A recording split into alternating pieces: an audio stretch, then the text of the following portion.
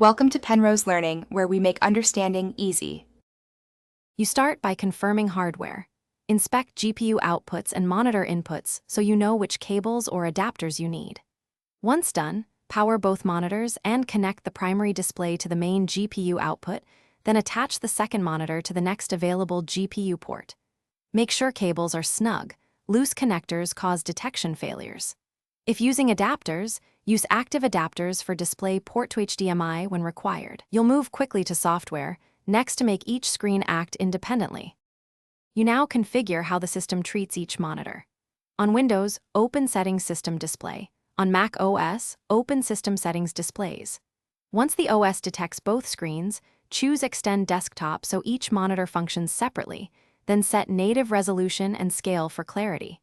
Arrange their positions in the display map to match physical placement and designate which is primary for taskbars or menu bars.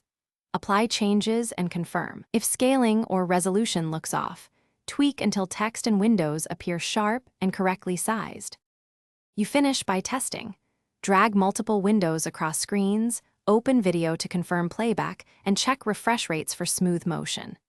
If a monitor isn't detected, update GPU drivers, swap cables, or use a different port. This often reveals a faulty adapter or cable. If you see flicker or no signal, power cycle the monitor and GPU, reseat connectors, and try a known good cable. One key troubleshooting tip. Hardware issues show in Device Manager or System Report. Software issues. Thanks for watching. If this was helpful, leave a like and consider subscribing. See you next time.